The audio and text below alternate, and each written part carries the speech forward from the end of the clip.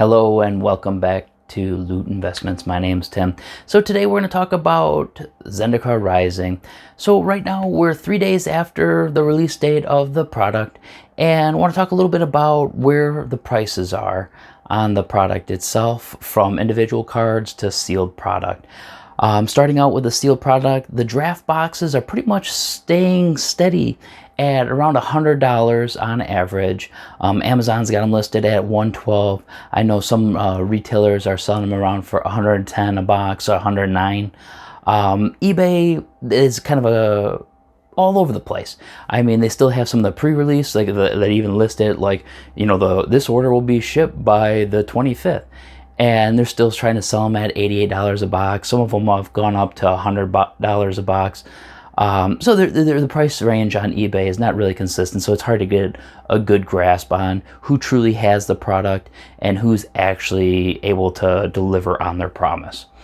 Going with the set box, based on what Wizards of the Coast has said, there was an issue with getting all the product out to the stores, and their print runs were off. They weren't able to deliver as they said, and then there was going to be this second wave, but there was no real set date on when this second wave was. So I know some stores, as well as like Amazon, as well, and different eBay sellers and retailers, don't really know what their allocated amount truly was going to be.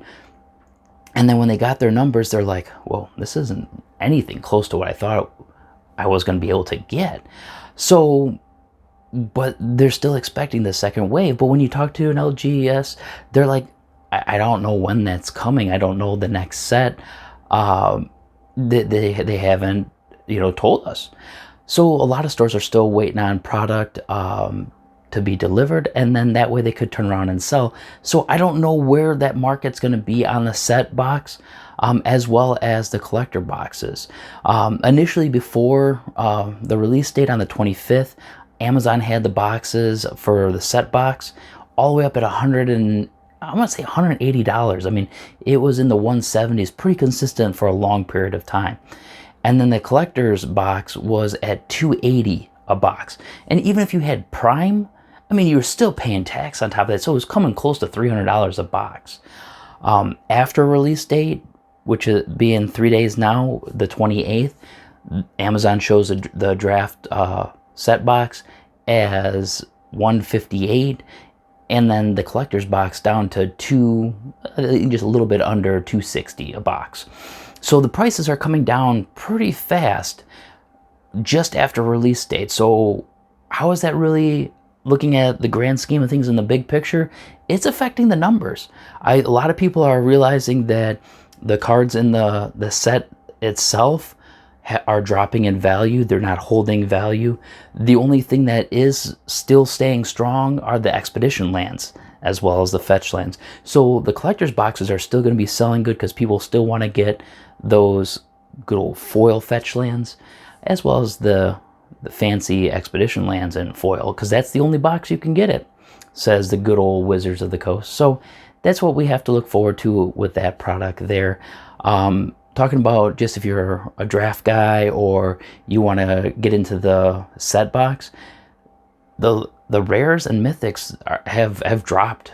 I mean, in the last 3 days, they've on average about $5 a card in value. So one of the top ones, like pre-release, was the Lithoform engine, especially the extended art version, was around $28, $29 for the card itself. And this doesn't include the foil version. This is just talking about the regular card itself.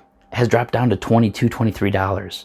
So, and then everything else has substantially dropped as well with that box too.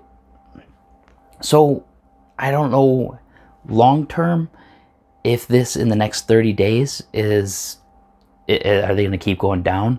Is a long-term investment in this product going to be worth it?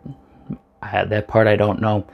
I look forward to seeing how this is going to fare in the next 60 days, because we do have the Commander Legends coming out in November, and there's even talk that that's going to be pushed back a little bit too, but still, that's still in that first 60-day window.